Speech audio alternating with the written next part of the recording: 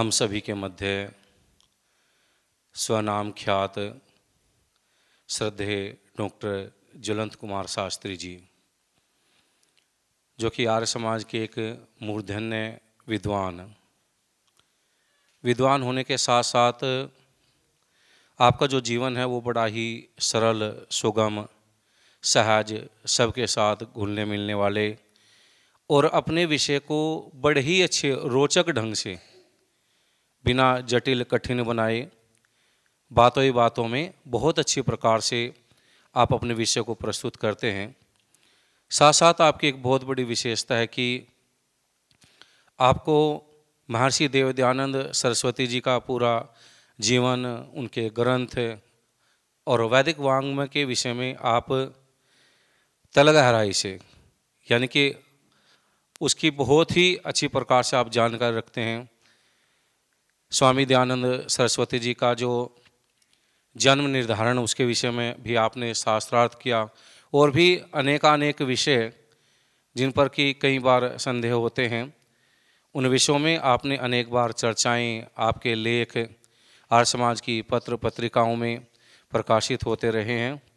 हम सबका सौभाग्य है कि आज हमारे मध्य उपस्थित है। आज हमें आपसे बहुत ही अच्छी जानकारी, रोचक विषय हमें सुनने को मिलेगा, हमारा मार्गनिर्देशन होगा। श्रद्धेय आचार्य जी से मैं निवेदन करता हूं कि आप हमें अपना मार्गनिर्देशन करके हम सभी को कृतार्थ करें। श्रद्धेय डॉक्टर ज्वलंत कुमार शास्त्री जी।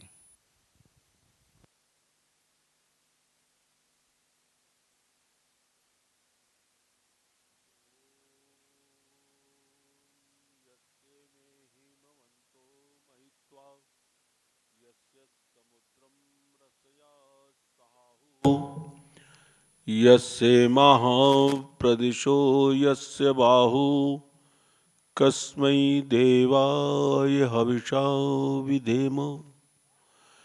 यं क्रन्दसि अवसातस्तभाने अभ्यैक्षेतां मनसार्यजमाने। यत्राधिसूर उदितो विभाति कस्मै देवाय हविषा विधेम।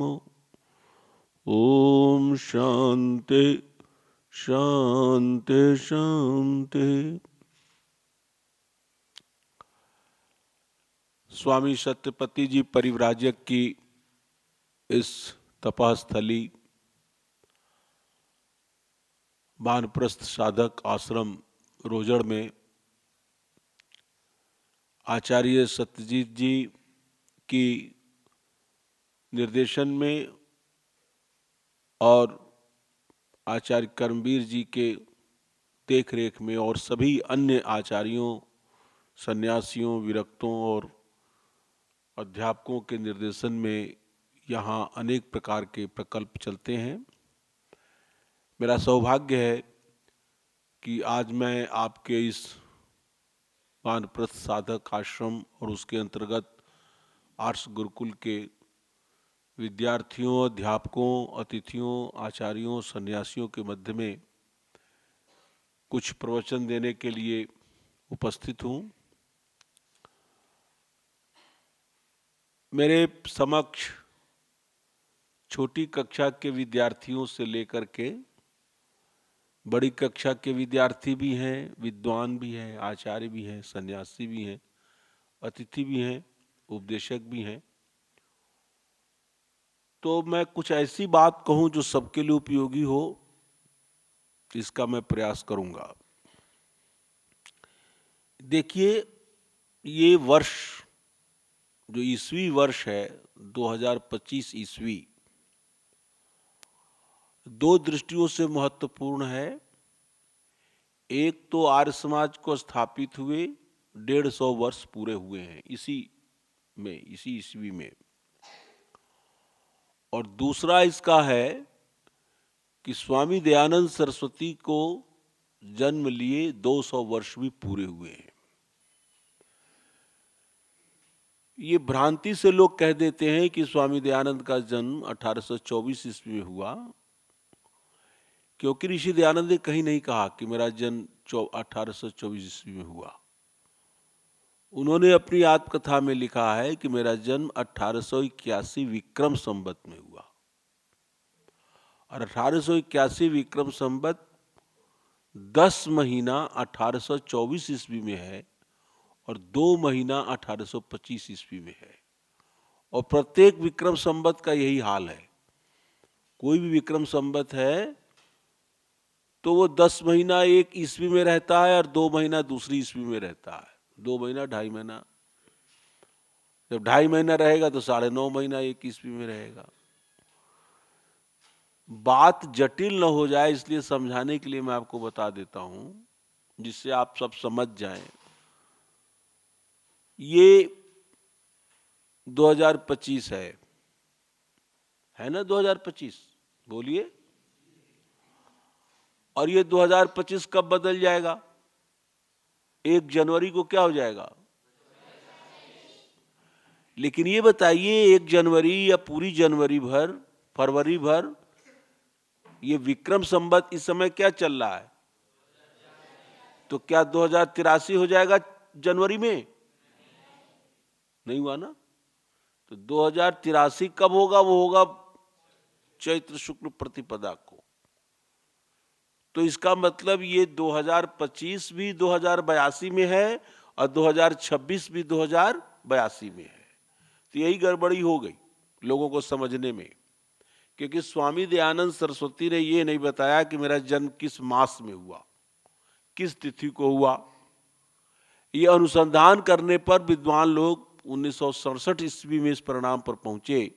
1955 ईस्वी से लेकर के 1960 ईस्वी तक आर्य समाज के विद्वानों की एक समिति काम करती रही और उस निर्णय पर पहुंची और उसकी घोषणा 1967 ईस्वी में हुई कि स्वामी दयानंद का जन्म 1881 विक्रम संवत में फाल्गुन महीने में कृष्ण पक्ष में 10वीं तिथि को हुआ था। और उस वर्ष 1881 विक्रम संवत का फाल्गुन महीना कृष्ण पक्ष 10वीं तिथि को ईस्वी क्या थी? 1824 नहीं थी, 1825 थी। और महीना कौन सा था? अंग्रेजी तारीख से फरवरी का महीना था। तारीख कौन सी थी? 12 फरवरी थी। तो ये भ्रम, मैंने इस पर किताब भी लिखी है, 112 पृष्ठ की प्रामाणिक पुस्तक है वो। और सार्वदेशिक धर्मार्थ सभा उसी को मानती भी है, पूरी सार्वदेशिक सभा में। लेकिन कोई बात एक बार प्रचारित हो जाती है तो जनता में 24 का प्रचार ज्यादा है। तो मैंने आपके सामने बात कही है कि ये 2025 ईस्वी स्वामी दयानंद के जन्म का 200वां वर्ष है। 200 वर्ष पूरे हो गए। जब जो फरवरी बीती उसी 2025 में वो समाप्त हो गया। तो आर्य समाज की स्थापना तिथि क्या है? ये तो दयानंद की जन्म तिथि मैंने बता दी। स्थापना तिथि है संवत 1932, महीना चैत्र, शुक्ल पक्ष प्रतिपदा, दिन बुधवार।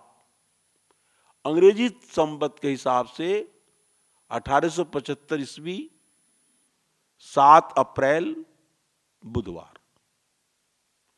अब इसमें भी कुछ लोगों ने गलती कर रखी है, भ्रांति फैला दी है कुछ लोगों ने, न जानने से। कोई चीज न जाने तो अज्ञान के कारण भी भ्रांतियां फैलती है, फैला दी जाती है। महाभाष्य में एक वाक्य आता है, अज्ञानम तस्य शरणम। जब किसी चीज का अज्ञान से फैलाव हो जाए तो उसको समझ लो अज्ञान कारण है। तो ये तिथि तो मैंने बता दी, चैत्र मास शुक्ल पक्ष प्रतिपदा तिथि 7 अप्रैल बुधवार 1932 विक्रमी। और गुजराती विक्रमी जो होता है, गुजरात में विक्रम संवत का प्रवर्तन कब होता है? कार्तिक में, दिवाली के बाद। तो उस हिसाब से 1931 विक्रमी थी गुजराती विक्रम संवत से। और उत्तर भारतीय जो चैत्री संवत विक्रम संवत है उस हिसाब से 1932 विक्रम संवत था। ये केवल गणना का भेद है, दिन में कोई भेद नहीं है। हाँ, अंग्रेजी तारीख एक है, 7 अप्रैल बुधवार 1875 ईस्वी। लोगों ने फैला क्या दिया है, भ्रांति क्या हो गई है, लोग ये मानने लगे हैं कुछ लोग कि चैत्र शुक्ल पंचमी को आर्य समाज का स्थापित हुआ था और उस दिन शनिवार था और तिथि और बाकी 1875 ईस्वी तो भी मानते हैं, विक्रम संवत वही रहेगा।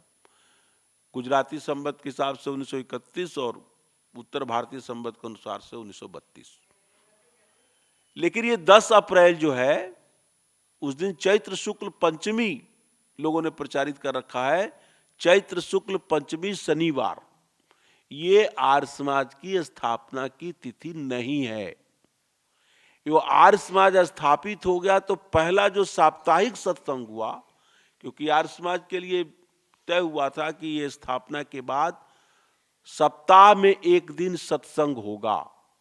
उस सत्संग में संध्या की जाएगी, यज्ञ किया जाएगा, मंत्र पाठ होगा, उपदेश होगा, भजन होगा, गायन होगा, प्रीति पूर्वक प्रश्नोत्तर होंगे। ये सारी बातें मैं रिकॉर्डेड बोल रहा हूं कि आर्य समाज के साप्ताहिक सत्संग में क्या होना चाहिए। प्रीति पूर्वक प्रश्नोत्तर, शंका समाधान, किसी सामयिक विषय पर व्याख्यान, वेद मंत्रों की व्याख्या, ईश्वर के स्तुति में, प्रार्थना उपासना में भजन, वाद्य यंत्रों के साथ गायन, ये सारा तय हुआ। आर्य समाज की स्थापना तिथि 7 अप्रैल को। उसी तय होने के कारण यह भी तय हुआ कि सप्ताह में किस दिन सत्संग किया जाए। तो आर्य समाज मुंबई में स्थापित होने से पहले एक संस्था काम कर रही थी जिसका नाम प्रार्थना समाज था। वो प्रगतिशील संस्था थी, समाज सुधारक संस्था थी। उसके संस्थापक महादेव गोविंद रानाडे थे जो स्वामी दयानंद के भक्त बन गए बाद में। यद्यपि उनका विचार पूरी तरीके से आर्य समाज के प्रवर्तक स्वामी दयानंद से सहमत नहीं हुए वो, लेकिन फिर भी स्वामी दयानंद के प्रशंसक बने, भक्त बने, सत्संगी बने। उन्हीं की व्यवस्था के कारण पूना में स्वामी जी के 50 प्रवचन हुए, जिन 50 प्रवचनों में से अंतिम 15 प्रवचन को उसी महादेव गोविंद रानाडे ने, जो जज थे महाराष्ट्र में, आगे चलकर हाई कोर्ट के भी जज हो गए वो, उन्होंने ही अपने एक सहयोगी से कहकर, जिसका नाम आगाशे था, आगाशे उनकी उपाधि थी, एक और कुछ नाम था जो मैं भूल रहा हूं, उसने स्वामी जी के प्रवचन को सुन करके अंतिम 15 प्रवचन को, उस समय टेप रिकॉर्ड नहीं था, ये सब तो था ही नहीं जो आप आज ऑडियो वीडियो देख रहे हैं, वो जल्दी जल्दी शॉर्ट हैंड में स्वामी जी के व्याख्यान को उसने लिखा और लिख करके उस व्याख्यान को उसने मराठी में उसका ट्रांसलेशन किया, अनुवाद किया और भेज देता था दूसरे दिन मराठी अखबार में। तो स्वामी जी के अंतिम 15 प्रवचन उस समय 1875 ईस्वी में, वो अगस्त के महीने में, जुलाई का लास्ट और अगस्त का प्रारंभ था। अंतिम व्याख्यान 4 अगस्त 1875 ईस्वी को हुआ था पुणे के अंदर, और वो 15 व्याख्यान हिंदी में हुए थे। बाद में उसका मराठी ट्रांसलेशन उसी समय मराठी के अखबार में छपता था और बाद में, बहुत बाद में, उसी मराठी के अखबार से उस स्वामी जी के प्रवचन को लेकर के फिर उसका हिंदी ट्रांसलेट किया गया और फिर उसको छापा गया और उसी छापे हुए पुस्तक का नाम है पूना प्रवचन। नाम सुना है? उसका दूसरा नाम क्या है? धन्यवाद। उपदेश मंजरी नाम किसने दिया, कौन बताए? थैंक यू, बहुत अच्छा जानकारी है बच्चों को। तो ये बात मैंने आपके सामने थोड़ी इतिहास की रख कह दी है। अब दूसरी बात सुनिए, क्या करना चाहिए। काम तो बहुत कुछ करने के हैं, लेकिन 2 काम करिएगा पढ़ने के क्षेत्र में। वैदिक सिद्धांत को जानने के लिए 3 प्रकार का साहित्य है। एक का नाम है अपौरुषीय, जो स्वतः प्रमाण है, और वो केवल 4 वेद हैं, मूल 4 वेद, ऋग्वेद, यजुर्वेद, सामवेद, अथर्ववेद। मूल संहिता जिसमें 20,300 से कुछ अधिक मंत्र हैं, और उसके बाद 11 प्रामाणिक उपनिषदें, और 6 वैदिक आस्तिक दर्शन, न्याय, वैशेषिक, सांख्य, योग, मीमांसा, वेदांत। ये 3 प्रकार के ग्रंथ हैं। पहला तो अपौरुषेय है, स्वतः प्रमाण, चारों वेद। दूसरे जो ब्राह्मण ग्रंथ हैं, आरण्यक ग्रंथ हैं, उपनिषद हैं और 6 दर्शन हैं, ये आर्ष ग्रंथ हैं। आर्ष ग्रंथ का मतलब ऋषि मुनियों के बनाए हुए ग्रंथ हैं। ये क्या है? ये परतः प्रमाण। और इसके बाद जो ग्रंथ हैं वो सब अनार्ष ग्रंथ हैं। जितने पुराण, जितने भी उपपुराण, मनुस्मृति को छोड़कर सभी स्मृतियां, और मनु में भी आधे से अधिक श्लोक अप्रामाणिक है, प्रक्षिप्त हैं। कल्प साहित्य में भी बहुत सारे प्रक्षिप्त हैं। ऋषियों का नाम भर है केवल, थोड़े से सूत्र सही हैं, बाकी सब प्रक्षिप्त हैं या वेद विरुद्ध हैं। उनको अनार्ष भी मानना ठीक नहीं है, उनको आर्ष मानना ठीक नहीं है, वो अनार्ष कोटि के हैं। जैसे संस्कार विधि की रचना हुई है, तो संस्कार विधि की रचना में ऋषि दयानंद ने 4 वेदों का प्रमाण दिया है, वो सही है। उपनिषदों का प्रमाण भी दिया है, मंत्र ब्राह्मण का प्रमाण दिया है, गोपद ब्राह्मण का प्रमाण दिया है, मनुस्मृति का प्रमाण दिया है। इसके अलावा ब्राह्मण ग्रंथों के प्रमाण भी दिए हैं और गृह सूत्रों का प्रमाण दिया है। गृह सूत्रों का विषय है संस्कार। संस्कार के जो आकर ग्रंथ हैं उनका नाम क्या है? गृह सूत्र। गृह सूत्र किस ग्रंथ के अंग हैं?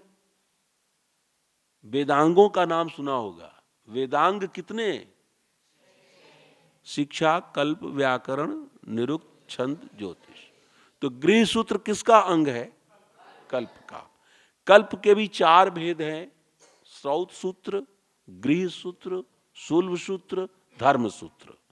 तो उसमें से जो श्रौत सूत्र है वो श्रौत यागों का वर्णन करते हैं, ब्राह्मण ग्रंथों के वचनों की मीमांसा करते हैं।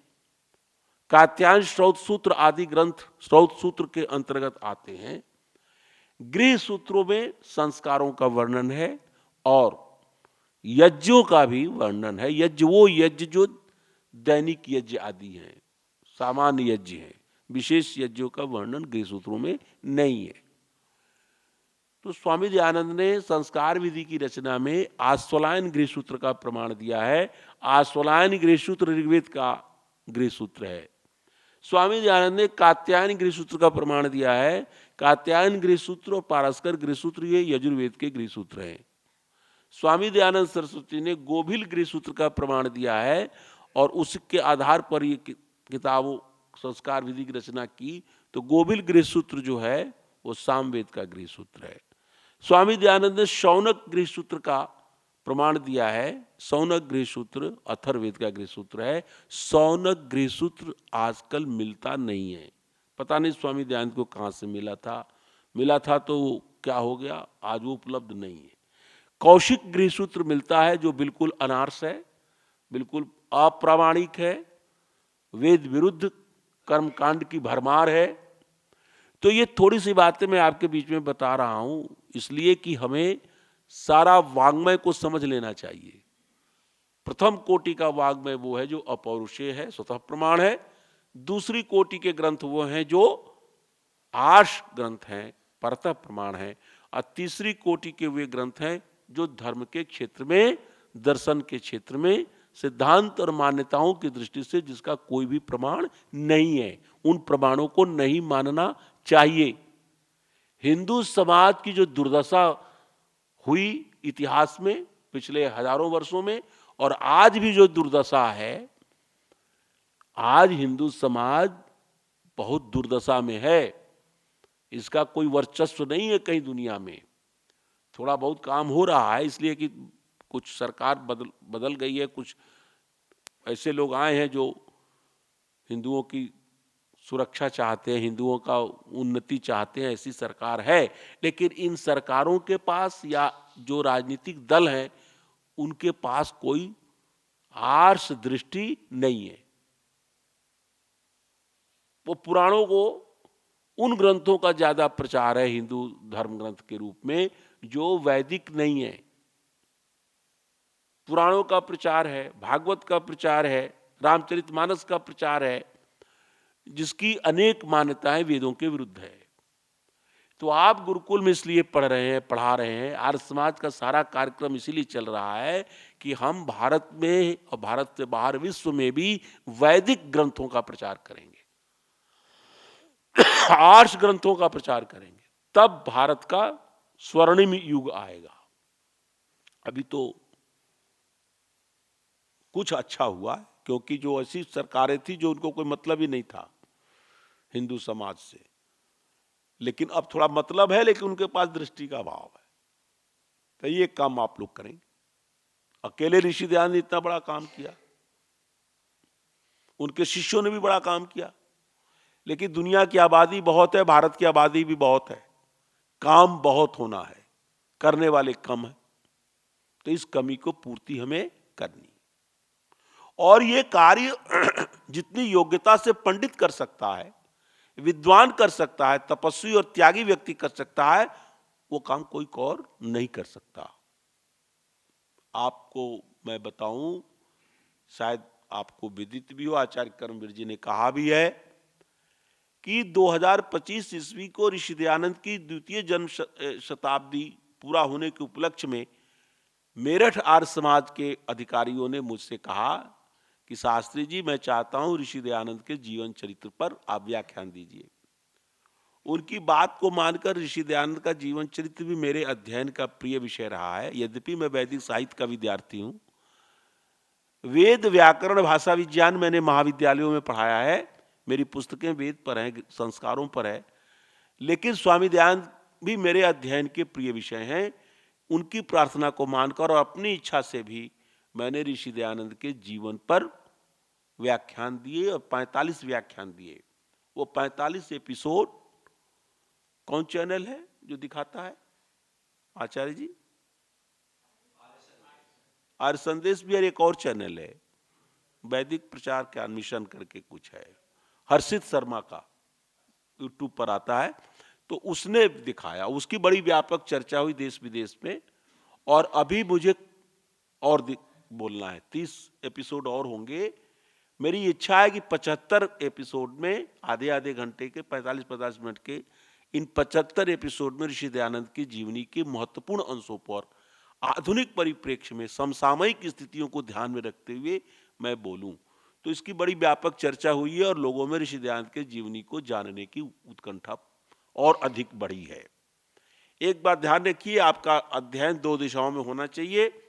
एक दिशा तो वैदिक साहित्य की दिशा है, और वैदिक साहित्य के क्या मंतव्य हैं इसको जानने के लिए ऋषि दयानंद के ग्रंथ को पढ़ना चाहिए।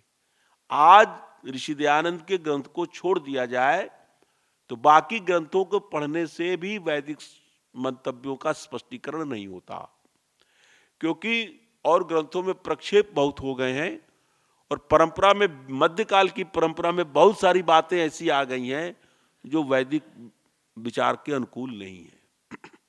तो ऋषि दयानंद के ग्रंथ तो लगभग 52 हैं। आर्य समाज के लोग थोड़े से ग्रंथों का नाम जानते हैं, लेकिन छोटे बड़े मिलाकर उनके 52 ग्रंथ, 53 ग्रंथ हैं। उसमें से 6-7 ग्रंथ अभी तक छपे भी नहीं है। मुख्य ग्रंथ उनके 3 हैं, सत्यार्थ प्रकाश, संस्कार विधि, ऋग्वेदादि भाष्य, भूमिका। जिस प्रकार शंकराचार्य के 3 ग्रंथ बहुत प्रसिद्धि को प्राप्त हुए, एक तो ब्रह्मसूत्र का भाष्य, ब्रह्मसूत्र जिसको वेदांत दर्शन कहते हैं, इसका एक और नाम शारीरक सूत्र भी है, उसका चौथा नाम उत्तर मीमांसा भी है। वेदांत दर्शन के 4 नाम हैं, वेदांत दर्शन 1, ब्रह्मसूत्र 2, शारीरक सूत्र 3, उत्तर मीमांसा 4। इसका भाष्य किया था शंकराचार्य ने। 10 उपनिषदों की व्याख्या की थी शंकराचार्य ने, और गीता की व्याख्या की थी। तो पढ़े लिखे हिंदू समाज में ये मान्यता है कि ये बृहत्त्रयी हैं, ये प्रस्थानत्रयी हैं, लेकिन ऋषि दयानंद के जो 3 ग्रंथ हैं वो प्रस्थानत्रयी को भी स्पष्ट करते हैं, वो कि प्रस्थानत्रयी है क्या, उसका वास्तविक तात्पर्य क्या है। और जो प्रस्थानत्रयी से भी ऊपर एक ग्रंथ है जिसको वेद कहते हैं, उस वेद के बारे में भी ऋषि दयानंद स्पष्ट करते हैं। इसलिए स्वामी दयानंद रचित इन 3 ग्रंथों को बिना पढ़े आज इस युग में हजारों वर्षों के बाद ऋषि परंपरा के विच्छिन्न हो जाने के कारण आप वैदिक सिद्धांत को नहीं समझ सकते। इसलिए सत्यार्थ प्रकाश, संस्कार विधि, ऋग्वेदादि भाषणिका को ठीक से पढ़ना चाहिए। और भी ग्रंथ आप पढ़ें ऋषि के, लेकिन ये 3 ग्रंथों का पढ़ना अनिवार्य है। बिना इसके पढ़े आपको सिद्धांतों का मर्म प्राप्त नहीं होगा। दूसरी दिशा में क्या करना है काम, स्वामी दयानंद के जीवन चरित्र को भी उतना ही मनोयोग से पढ़िए जितने मनोयोग से आप सत्यार्थ प्रकाश, संस्कार विधि या ऋग्वेदादि भाषणिका को पढ़ते हैं। आप कहेंगे ऐसा क्यों? इसके कारण है। पहला कारण यह कि सैद्धांतिक दृढ़ता, सैद्धांतिक निष्ठा, सैद्धांतिक परिज्ञान आपको ऋषि के ग्रंथों को पढ़ने से मिलेगा। लेकिन समर में, संसार के समर में, समाज में उतर करके काम करने की क्षमता, कठिनाइयां भी मिले, दुख भी मिले, परेशानी भी हो, फिर भी अपने मार्ग पर डटे रह करके वैदिक सिद्धांत के प्रचार के लिए कर्मनिष्ठ होकर के जो काम करने की भावना बनेगी, प्रेरणा बनेगी, जो उत्साह बनेगा, वो ऋषि दयानंद के जीवन चरित्र को पढ़ने से बनेगा, नहीं तो नहीं बनेगा। बहुत लोगों को हमने देखा कि सब पढ़ लिया लेकिन पढ़ के नौकरी चाकरी करके रह गए, पैसा कमाया, घर बनाया, मकान बना, रह गए, आर्य समाज का काम नहीं किया। क्यों नहीं किया? उन्होंने ऋषि दयानंद के जीवन से प्रेरणा नहीं ली। ऋषि दयानंद के जीवन से आपको प्रेरणा मिलती है। आप किसी भी पक्ष को देखो, ऋषि दयानंद के किसी भी पक्ष को देखोगे तो मैं तो समझता हूं कि पिछले हजारों वर्षों में ऋषि दयानंद के तुलना का कोई व्यक्ति नहीं हुआ। यदि उनकी शारीरिक शक्ति कोई देखो, 6.5 फीट लंबे थे, उन्नत भव्य ललाट, मस्तिष्क उर्वर, चौड़ा छाती, आंखें चमकती हुई, ये बाहें जो भुजाएं थी ऋषि दयानंद की, ये पहलवानों के जांघों के बराबर थी। 15-20 लोगों को तो अकेले पीट लेते थे, मतलब पीट सकते थे यदि। अब ऐसा घटनाएं घटी हैं। एक शाक्त संप्रदाय के लोगों ने बड़ी सेवा की स्वामी जी की। स्वामी जी जाना चाहते थे तो कहने स्वामी जी रुक जाइए, अभी मेरा एक उत्सव होने वाला है। स्वामी जी समझ नहीं पाए, रुक गए। फिर उसके बाद उनका एक त्यौहार आया, उसमें नाचते गाते बजाते स्वामी जी हमारे साथ मंदिर चली। स्वामी जी मंदिर में क्यों जाऊंगा, मैं तो मूर्ति पूजा करता नहीं, तुम्हारी देवी को मानता नहीं। या चलिए मेरे उत्साह के लिए चलिए। स्वामी जी को लेके फिर जब वहां पहुंच गए तो कहा स्वामी चलिए अंदर, मंदिर के अंदर पहुंचिए देवी के पास। स्वामी जी नहीं मैं नहीं जाऊंगा। तो नहीं चली तो आप मेरे लिए को चल चलिए, बस बाकी हम पूजा करें। स्वामी जी भक्त वत्सल व्यक्ति थे, चले गए। वहां जाते तो क्या देखते हैं, फिर जबरदस्ती जो पुजारी था 1-2 आए और कहे नहीं आप आए मंदिर में सिर झुकाइए मूर्ति के आगे। स्वामी जी क्या, मैं तो नहीं करता। स्वामी ने इधर देखा तो एक व्यक्ति नंगी तलवार लिए खड़ा था, वो बलि देना चाहते थे। वो उनके यहाँ बलि जो है बहुत बड़ी चीज है। जैसे मुसलमानों के यहाँ कोई मुसलमान यदि किसी हिंदू को मुसलमान बना ले तो माना जाता है कि बस वो जन्नत में चला जाएगा। सबसे बड़ा धर्म का कार्य माना जाता है इस्लाम में हिंदू को या ईसाई को या पारसी को या यहूदी को मुसलमान बना लेना, सबसे बड़ा धार्मिक कृत्य है उनका। उससे बड़ा कोई पुण्य का कार्य नहीं है। ऐसे ही शाक्त संप्रदाय में बलि दी जाए देवी को, मनुष्य की बलि, नर बलि सबसे श्रेष्ठ है उनके यहां। पशु बलि का छोटा स्थान है, नर बलि। अब स्वामी ने देखा, आप सोचिए वहां मंदिर के गर्भगृह में 4-5 हैं, पंडा है, पुजारी है, तलवार लिए लोग खड़े हैं। स्वामी दयानंद ने झट से उसके हाथ से तलवार खींचा, बाहर निकले, टूट पड़े लोग स्वामी जी पर, तलवारों को, छुरियों को, बल्लभों को लेकर। स्वामी जी ने झटेरते हुए और दरवाजा बंद कर दिया। स्वामी जी कूद करके बाहर निकल गए। सैकड़ों लोगों को स्वामी जी ने वहां अपने बल से हराया, परास्त करके बाहर निकले, नहीं तो उसी दिन स्वामी जी का काम तमाम हो जाता, कुछ न कर पाते आगे चल करके।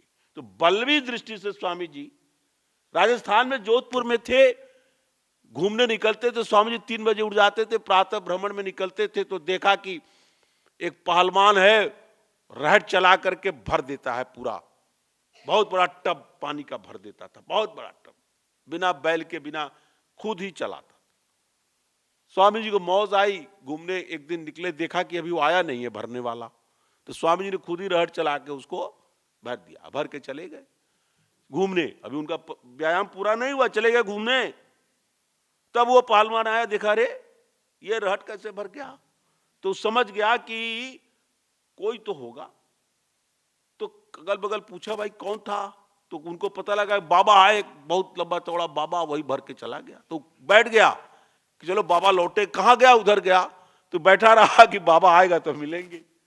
तो तब तक बाबा आते दिखे, थोड़ी देर बाद तो मिला, कहा आपने भर दिया इसको, कैसे भर दिया, पूरे जोधपुर में किसी में दम नहीं है कि अकेले इतना भारी भरकम। आज की तकनीक तो थी नहीं कि हल्का वाला, प्रारंभिक तकनीक थी, बहुत वजन लगता था पानी निकालना। और जोधपुर का इलाका, पानी का पता नहीं, पताल में पानी। तो स्वामी जी ने कहा मेरा व्यायाम पूरा नहीं हुआ इसलिए मैं और आगे चला गया। आप सोचो, स्वामी श्रद्धानंद 1879 ईस्वी में कितने वर्ष के थे, नहीं पता होगा आपको। 57, 20, 77, तो 22 वर्ष के युवक थे। 1879 ईस्वी में स्वामी श्रद्धानंद, उसमें नाम उनका मुंशी राम था, 22 वर्ष के युवक थे। स्वामी दयानंद का भाषण हुआ बरेली के अंदर, वो तो दंग रह गए। वो तो अंग्रेजी पढ़े लिखे विद्यार्थी थे, विद्यार्थी क्या थे, वो बहुत पढ़े लिखे आदमी थे, लेकिन सब विदेशी दार्शनिकों को पढ़ा था, वकालत पढ़ी थी, इतिहास में वो गुरुकुल पढ़े थे। वो सोच ही नहीं सकते थे कि कोई संस्कृत पढ़ा लिखा व्यक्ति भी इतना प्रगतिशील हो सकता है। उनके पिता ने बहुत जिद की, चलो महात्मा जी आए, उनका व्याख्यान सुनने चलो। वो मुंशीराम नास्तिक थे, वो अंग्रेजी पढ़े थे, अंग्रेजी फिलोसफरों को पढ़ा था। वो सोचा संस्कृत कूड़ा है, संस्कृत का व्यक्ति क्या लिख सकता है। लेकिन पिताजी की बात रखने के लिए चले गए। गए तो देखते क्या है, वहां जिले का कलेक्टर बैठा हुआ है, कमिश्नर बैठा हुआ है, बड़े बड़े लॉर्ड पादरी बैठे हुए हैं, इतनी भीड़। स्वामी जी भी आने वाले, ठीक समय पर पहुंचेंगे।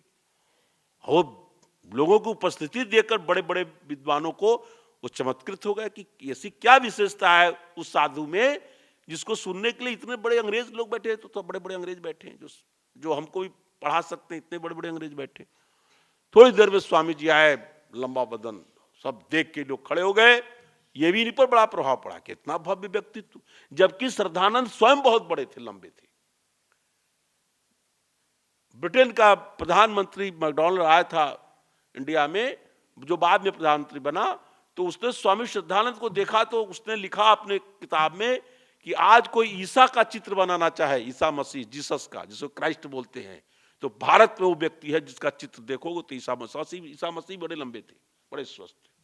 तो श्रद्धानंद खुद भी बहुत बलवान थे। ऐसे श्रद्धानंद लिखते हैं कि स्वामी जी का व्याख्यान सुनकर मैं दंग रह गया। इतना आधुनिक व्याख्यान, तार्किक व्याख्यान, बुद्धिगम्य व्याख्यान, मन को झकझोर देने वाला व्याख्यान, सामाजिक बुराइयों को दूर करने वाला व्याख्यान, अंधविश्वास और कृतियों को भंडाफोड़ करने वाला व्याख्यान मैंने तो कभी सोच भी नहीं सकता था। सुनने की तो बात ही क्या थी। फिर मेरे मन में उत्सुकता आई कि देखूं दयानंद सरस्वती का क्या दिनचर्या है। तो किसी ने बता दिया, पूछा उन्होंने, तो कहा स्वामी जी भीड़ में, भोर में 3 बजे उठते हैं और घूमने चले जाते हैं। तो उन्होंने सोचा हम पता लगाएं। तो स्वामी जी के आवास के पास भोर में ही 3 बजे चुप्पे से पहुंच गए श्रद्धानंद।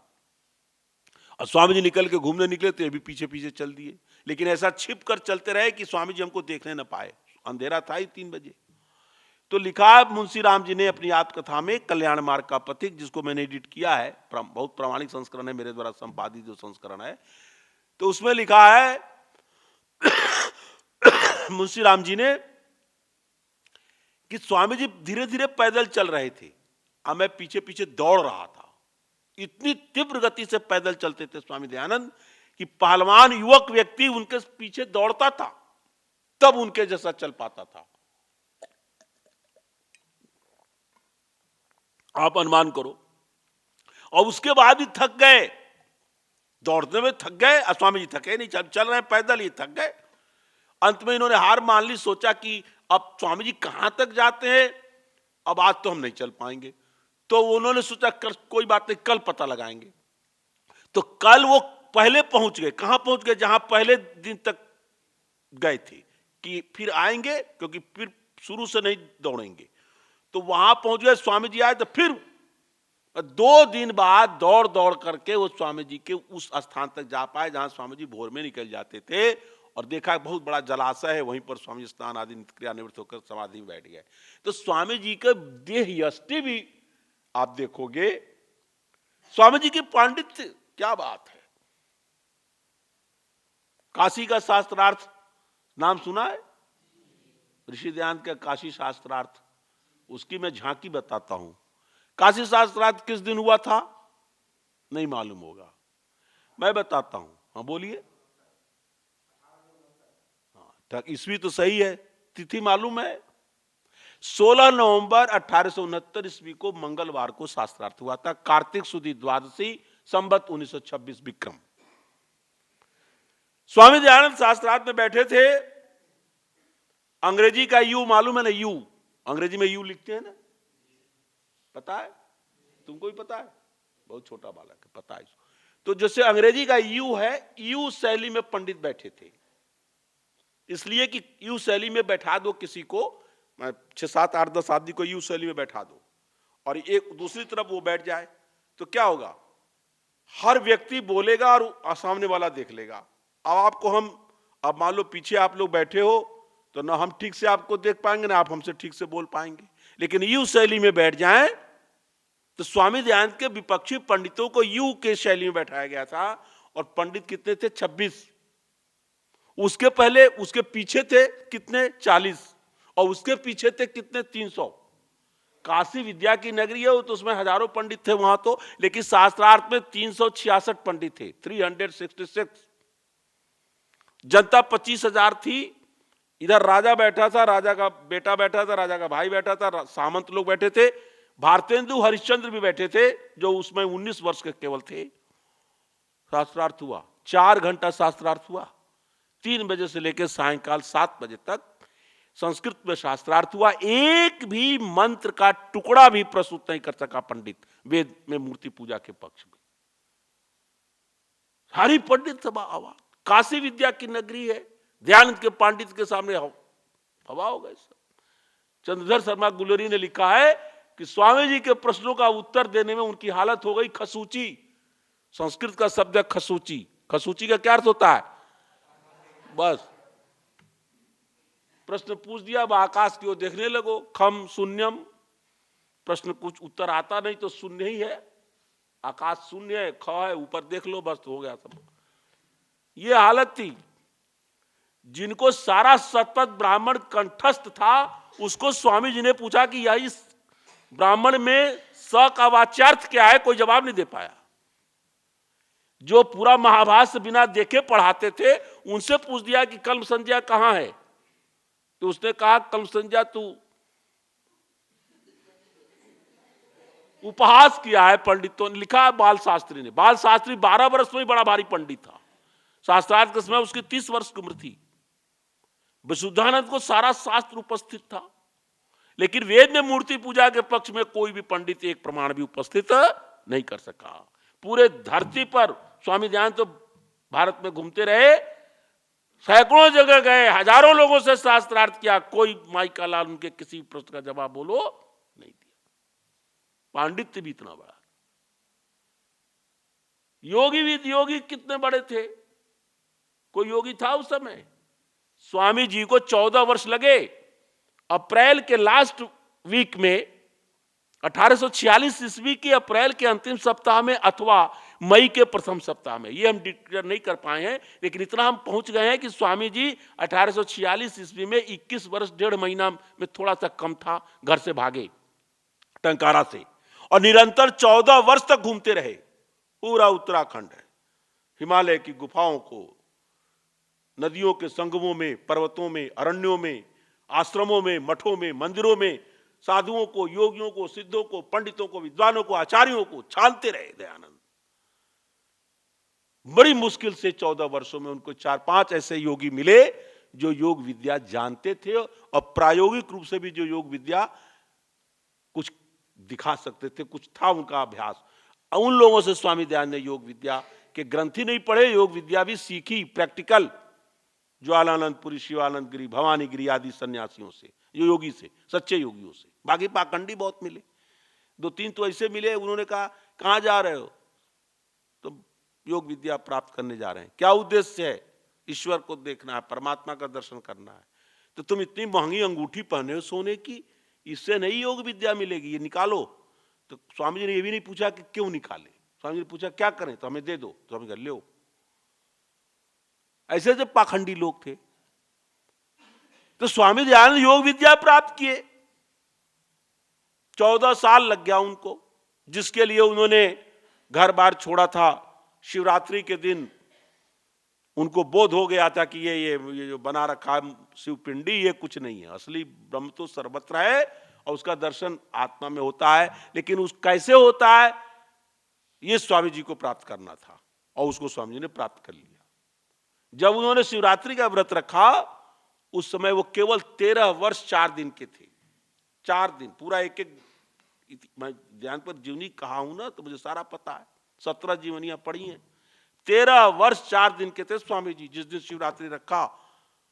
संवत 1894 ईस्वी थी और ईस्वी 1938 था, शायद 22 फरवरी थी, मैं डेट उसमें भूल हो सकती है।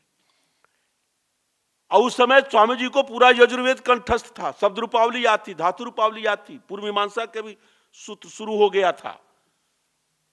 तो आप 13 वर्ष 4 दिन के थे तब।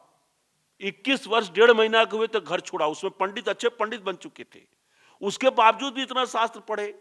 लास्ट में वहां गए बिरजानंद जी के पास, तो आर्ट्स ग्रंथों को पढ़ा, तो आर्ट्स अनार्ट्स कुल पढ़ा था। और स्वामी जी सामयिक दृष्टि के भी व्यक्ति थे।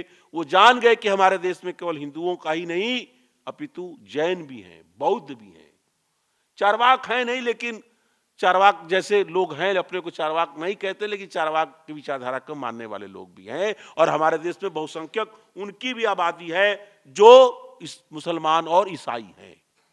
दयानंद सरस्वती ने इन सारे चीजों को समझने के लिए सब चारवाक के ग्रंथ पढ़े, जैनियों के ग्रंथ पढ़े।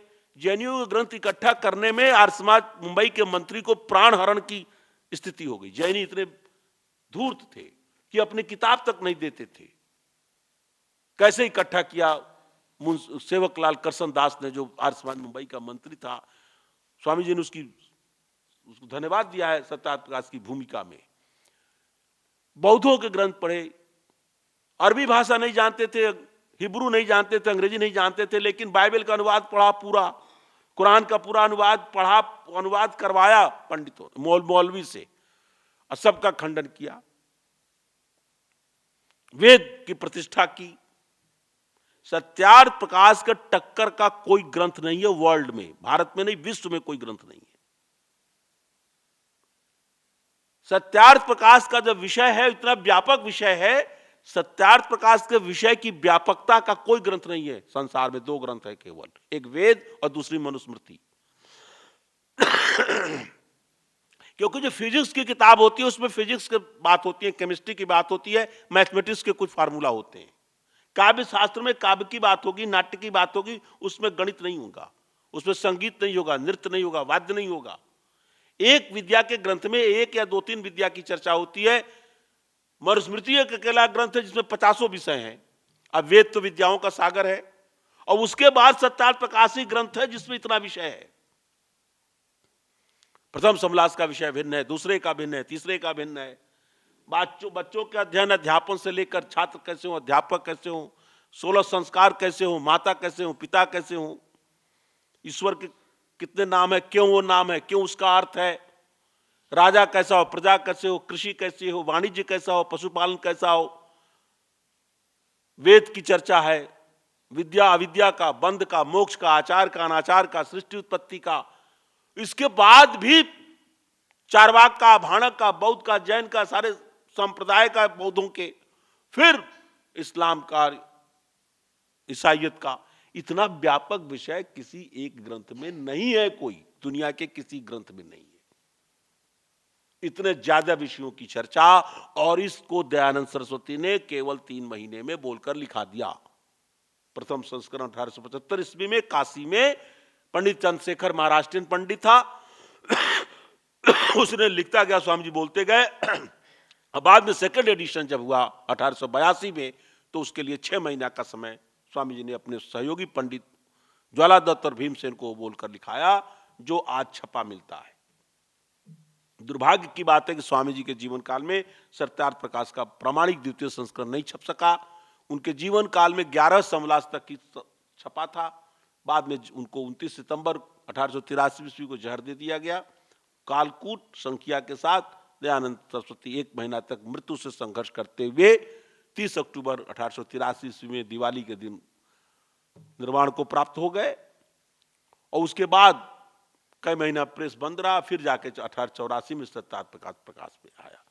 तो ऋषि दयानंद का जो तप है, जो त्याग है, जो पांडित्य है, जो योग विद्या है, अनुपम है, अनमोल है। सबसे बड़ी बात जो स्वामी दयानंद ने की है वो वेद विद्या का उद्धार किया है। मैंने काशी में व्याख्यान दिया अभी कुछ दिन पहले, यहां भी बोला हूं, अहमदाबाद में और सब जगह बोलता हूं। लोग कहते हैं कि दयानंद का भाष्य जो है, वेदों का भाष्य, वो परंपरा प्राप्त नहीं है। परंपरा का भाष्य तो वही सही है जो सायण का है, महिधर का है, उबट का है, वेंकट माधव का है, आत्मानंद का है, स्कंद का है, उद्गीत का है।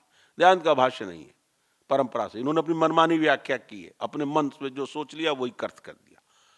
हमारे भी आर्य समाजी पंडित चुप रह जाते हैं, जवाब नहीं दे पाते। मैंने अनुसंधान करके ऐसे बहुत सारे तथ्यों को इकट्ठा किया है जहां पौराणिक पंडित बोल नहीं सकते, चुप कर दिया मैंने बड़े बड़े पंडितों को। आज भी मैं एक आध उदाहरण आपको भी दे देता हूं, आप समझ जाएंगे। ऋग्वेद में गोत्रा शब्द है। अब थोड़ा कुछ कठिन बातें आचार्य लोग समझेंगे। ऋग्वेद के अंदर गोत्रा शब्द का प्रयोग कई बार हुआ है। गोत्रा शब्द के बारे में निघंटू ने, गोत्रा शब्द के 2 अर्थ हैं। एक अर्थ मेघ है और दूसरा अर्थ पृथ्वी है। और पृथ्वी अर्थ में 21 जो शब्द है निघंटू में, 21 इति एक विंशति पृथ्वी नाम ध्येयानी, उसमें गौ गमा क्षमा से लेकर गोत्रा शब्द भी आता है। आप आश्चर्य करोगे, सायण ने पूरा ऋग्वेद का भाष्य कर दिया, गोत्रा का कहीं भी अर्थ पृथ्वी नहीं किया। सब जगह गोत्रा का अर्थ उसने मेघ किया। अब बताइए, मैंने पूछा काशी के बड़े बड़े पंडितों से कि क्या निघंटू में यास्क ने गोत्रा का पृथ्वी अर्थ में जो गोत्रा शब्द का प्रयोग किया है, क्या यह व्यर्थ है कि यास्क की गलती है? तो नहीं, यास्क कैसे गलत हो सकते हैं, तो सही है। हमने कहा सायण ने क्यों नहीं अर्थ किया? पूरे ऋग्वेद में कहीं दिखाओ गोत्रा का पृथ्वी अर्थ। अब पंडित चुप। दयानंद का भाष्य यद्यपि पूरे ऋग्वेद पर नहीं है, 7वें मंडल के 61वें सूक्त के दूसरे मंत्र तक ही दयानंद सरस्वती का भाष्य है। इसके बावजूद 6ठे मंडल में, मैं थोड़ा लिख के भी ले आया था, 6ठे मंडल में स्वामी दयानंद ने 6ठवें मंडल के 65वें सूक्त के 5वें मंत्र में गोत्रा शब्द आया है। स्वामी जी ने वहां भूमि अर्थ किया है। गोत्रा भूमि, गोत्रेति पृथ्वी नाम, निघंटू 1:1, गोत्रा पृथ्वी के समान, ये स्वामी जी के शब्द। अब आप बताओ, सायण परंपरा का अर्थ कर रहा है यास्क ऋषि को मानता हुआ कि दयानंद अर्थ कर रहे हैं? कोई जवाब नहीं है किसी भारत का नहीं, विश्व के किसी पंडित के पास। तो दयानंद का भाष्य सही होगा कि सायण का भाष्य सही होगा? ऐसे एक नहीं, समय बहुत कम बीत रहा है मेरे पास, मैं घंटों बोलूं केवल वेद भाष्य की दयानंद के वैशिष्ट पर भी ऐसी ऐसी बात बताऊं जो किसी को ध्यान में भी न रहा हो। मैंने वो अनुसंधान पूर्ण ये लेख छपवा भी दिया है। तो ऐसे ऋषि दयानंद की विशेषता है। यास्क कहते हैं नह्यम प्रत्यक्षमस्ति अंदृशे रतपसोवा, कि वेद मंत्रों का प्रत्यक्षीकरण, वेद मंत्रों का साक्षात्कार वही कर सकता है जो ऋषि हो और तपस्वी हो। नह्यम नहीं होगा उनको, किनको? अंध्र से, जो ऋषि नहीं है, रतपसोवा जो तपस्वी नहीं। तो ध्यान तो ऋषि हैं, उनको मंत्र साक्षात्कार हो रहे हैं, मंत्र के अर्थ को समझ रहे हैं, वो तपस्या से, योग बल से, पांडित्य से। बीच के सारा काल मेघाच्छन्न है, जैसे बादल ढक लेता है सूर्य को, ऐसे ही मेघ बीच के काल में पंडितों ने वेद विद्या को अपने अज्ञान से, अनार्स ग्रंथों के प्रामाण्य से ढक दिया, वेद विद्या का लोप कर दिया। परिणाम क्या हुआ? कहने को अपने को हिंदू कहते थे, वैदिक धर्मी कहते थे, और सारा सिद्धांत वेद विरुद्ध था। वेद में मूर्ति पूजा नहीं है, मूर्ति पूजा करते थे। वेद में मृतक श्राद्ध नहीं है, मृतक श्राद्ध कर देते। वेद में सती प्रथा नहीं है, ये स्त्री को जीवित चिता में जला देते थे। बंगाल में 3000 लड़कियों को जलाया गया था। विधवा जो हो गई थी, तुरंत मरने पर विधवा हो ही जाएगी, और उसमें 6 साल की लड़की भी थी। 6 साल से लेकर के 20, 22, 25, 40 तक वर्ष तक की लड़कियों को 3000 लड़कियां जलाई गई थी 1815, 1818 के बीच में। ये सरकारी रिकॉर्ड है। और उसके अलावा न जाने कितने हजार ऐसे ही जला देते थे। गांव गांव का रिपोर्ट थोड़े सरकार के पास पहुंचती थी। इतना बड़ा अत्याचार था। आज जलाते समय मंत्र पढ़ते थे, वेद का मंत्र, वेद का पढ़ते थे। इमा नारी रविधवा न शिवा और आरोहंती जनयो योनिम अग्रे। अग्रे मंत्र में अग्रे कहते थे अग्ने।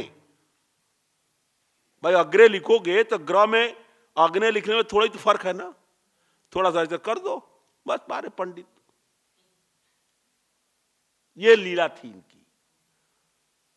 लड़की का ब्याह करते थे, कहते थे 10 वर्ष तक यदि लड़की का ब्याह नहीं हुआ, 10 वर्ष के बाद लड़की का ब्याह करोगे तो 4 लोग नरक में जाएंगे। कौन? लड़की के माता, लड़की के पिता, लड़की का भाई और ब्याह कराने वाला पंडित। अब इसलिए सबका ब्याह हो जाता था 10 साल के अंदर। लड़कियां 10 साल के अंदर ही शादी होती थी। महात्मा गांधी के गुरु थे गोखले, गोपाल कृष्ण गोखले। उनके गुरु थे दादा भाई नौरोजी। उनका ब्याह हुआ 11 साल में और लड़की थी 7 साल की। महात्मा गांधी का ब्याह हुआ 11 साल में, 13 साल में, और 13 साल में राजेंद्र प्रसाद का ब्याह हुआ।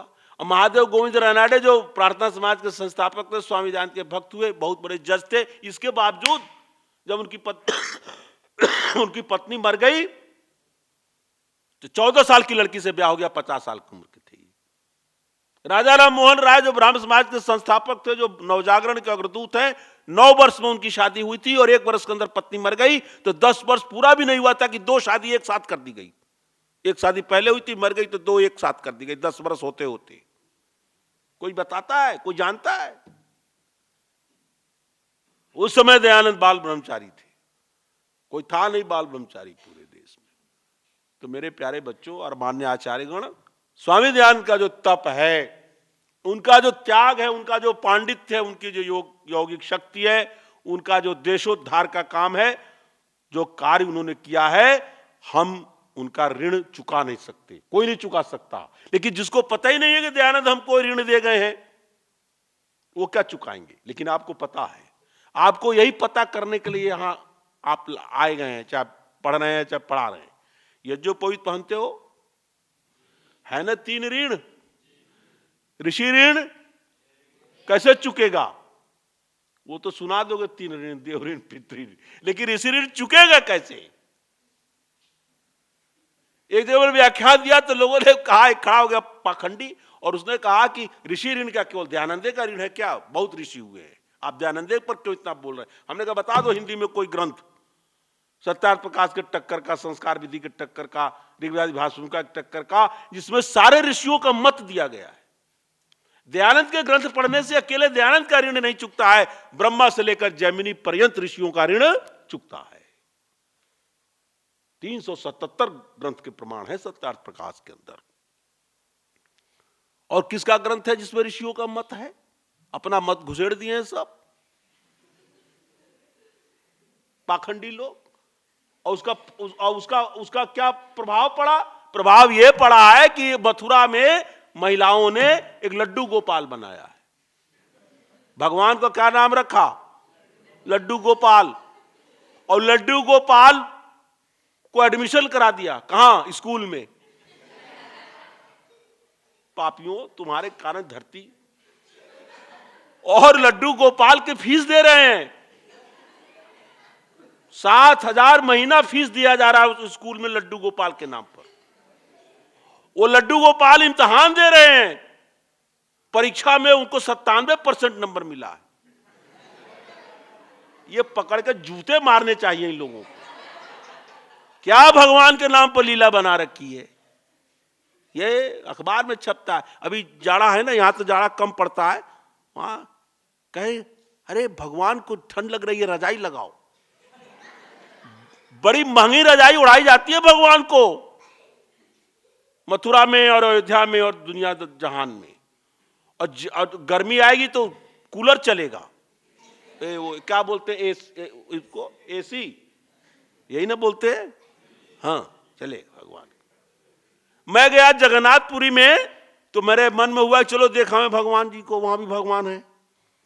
तो गया अंदर, तो पुजारी से मैंने कहा, हमारे साथ में उड़ीसा का पंडित भी था आर्य समाजी, उसने कहा भाई बहुत बड़े विद्वान आए हैं, वेदों के गुरुजी हैं, ये नहीं बताया कि आर्य समाजी हैं, ये बता देता तो हम वहां सही सलामत ही न बचते।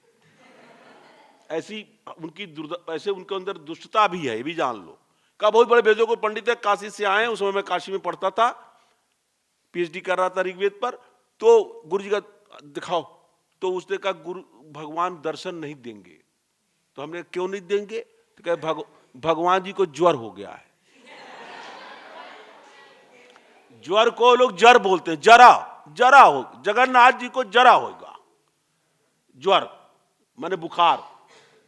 हमने कहा बुखार है तो दवा हो रही है कि नहीं? तो कहा हो रही है। क्या हो रही है? काढ़ा पिलाते हैं भगवान को, जैसे भोग लगाते हैं लोग लड्डू पेड़ा जलेबी का, जलेबी नहीं लगाते, लड्डू का लगाते, लेकिन वहां काढ़ा, साल में 15 दिन काढ़ा पिलाया जाता है भगवान को। ज्वर 15 दिन तक भगवान बुखार में रहते हैं। कैसे ये अंधकार कैसे दूर होगा? ये अंधकार दूर करेगा कोई? कौन करेगा? कौन करेगा? हम करेंगे। हाँ, ये नहीं करेंगे सपा बसपा लोकदल परलोकदल भाजपा कांग्रेस, ये कुछ नहीं करेंगे, सब कब बकवास। तो ये दयानंद के जीवन से हमको शिक्षा लेनी है। इसलिए मैं कहता हूं कि दयानंद के ग्रंथ को पढ़ने से वेद का सिद्धांत समझ में आएगा, और दयानंद के जीवन को पढ़ने से इस समर में, संसार के समर में जूझने की शक्ति आएगी। नहीं तो आप घबरा जाओगे, संसार में जाओगे तो बड़ा विरोध होगा। लोभ को, क्रोध को, काम को जीतना पड़ेगा। संसार के लोगों की मानसिकता बदलनी पड़ेगी, वैदिक धर्म का प्रचार करना पड़ेगा। और इसके लिए सबसे बड़ी जो ताकत मिलती है, सबसे बड़ा जो आत्मिक बल मिलता है, वो ऋषि दयानंद जैसे पवित्र व्यक्ति के जीवनी को पढ़ने से मिलता है। और उसके साथ ही साथ उनकी भी पढ़ लेना जीवनी, लेखराम जी का, स्वामी श्रद्धानंद जी का। बलिदान हुए ये लोग, ऋषि ऋण चुकाने के लिए बलिदान हुए। 39 वर्ष की अवस्था थी केवल लेखराम की। 6 मार्च 1897 में या 96 में शायद छुरा मार दिया, और छुरा पूरा मार करके अंदर ऐसे घुमा दिया। 8 जगह से आंतें कट गई थी। स्वामी श्रद्धानंद को गोली मार दी, पड़े थे। राज्यपाल को मार डाला। 19 लोग हैदराबाद में शहीद हुए। हजारों लोग जाति से बहिष्कृत हुए। हजारों लोग जेलों में गए देश की आजादी के लिए। आर्य समाज के सिपाही, आजाद न होता आर्य समाज, ऋषि दयानंद न होते तो देश को आजाद होने में 100 साल और लगता। तो बहुत बड़ा काम आर्य समाज ने किया है, ऋषि दयानंद ने किया है। और आगे 200 शताब्दी ऋषि दयानंद को हो गए जन्म लिए हुए, और आर्य समाज की 150 वर्ष हो गए। अगली शताब्दी में आर्य समाज ने अपने चरण बढ़ा दिए हैं, और अगली शताब्दी आपके हाथों में है। हम लोग तो अब 10-15 साल के हैं जीवन, अब पता नहीं कितना दिन जिएंगे पता नहीं है, लेकिन अगला जीवन जो है आपके हाथ में है, अगला काम आपके हाथ में है। आपको काम करना है, ऋषि ऋण चुकाना है, और आर्य समाज का प्रचार करना, वैदिक धर्मी बनाना है, और सारे संसार में वेद के धर्म का डंका बजाना है। इन्हीं शब्दों के साथ आपको बहुत बहुत धन्यवाद।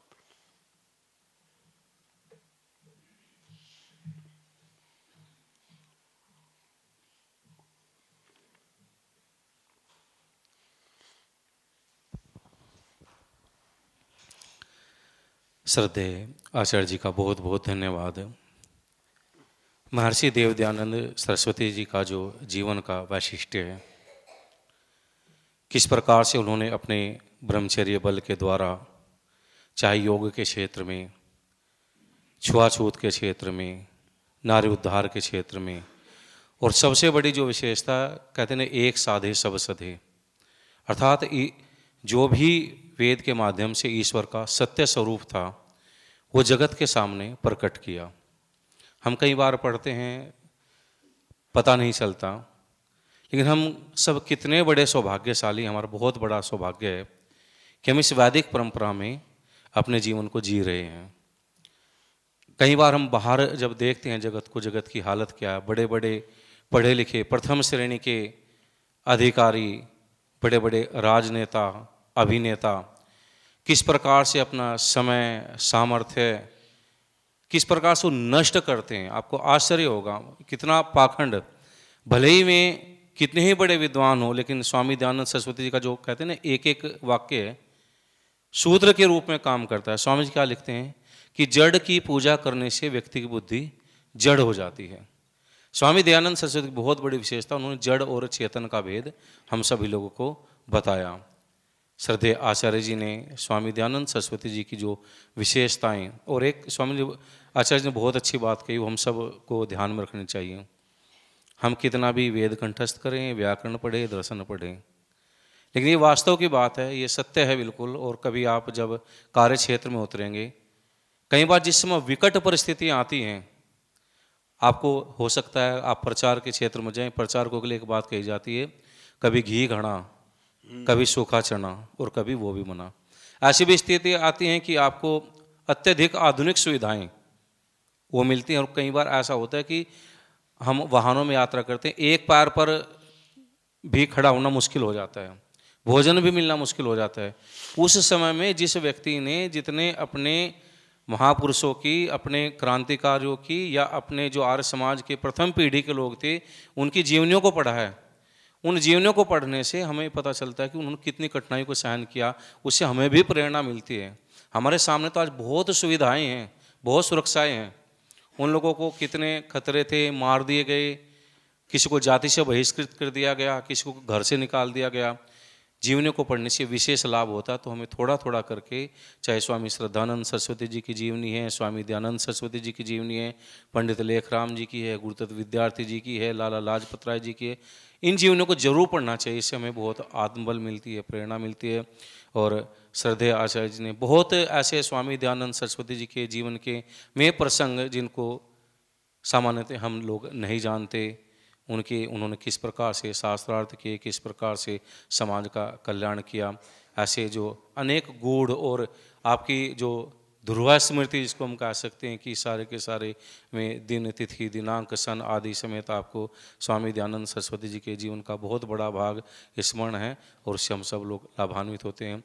श्रद्धेय आचार्य जी का समस्त गुरुकुल परिवार की ओर से, समस्त आश्रम वासियों की ओर से, जितने भी हमारे वानप्रस्थी सन्यासी हैं जो यहाँ पर निवास करते हैं, उनकी ओर से बहुत बहुत धन्यवाद। और आचार्य जी से यही निवेदन है कि जब जब भी कभी अवसर हो तो इसी प्रकार से हम सब लोगों का मार्ग निर्देशन करते रहें, हम सब लोग आपके ज्ञान से लाभान्वित होते रहें। इन्हीं भावनाओं के साथ में आचार्य जी के प्रति कृतज्ञता प्रकट करते हुए हम उनका बार बार धन्यवाद करते हैं। ओम शम शांति पाठ। ओम द्यौः शान्तिरन्तरिक्षं शान्तिः पृथिवी शान्तिरापः शान्तिरोषधयः शान्तिः वनस्पतयः शान्तिर्विश्वे देवाः शान्तिर्ब्रह्म शान्तिः सर्वं शान्तिः शान्तिरेव शान्तिः सामा शान्तिरेधि। ओम शान्तिः शान्तिः शान्तिः। सर्वेभ्यो नमः। सभी को सादर नमस्ते जी। विद्यार्थी क्रम से जिस प्रकार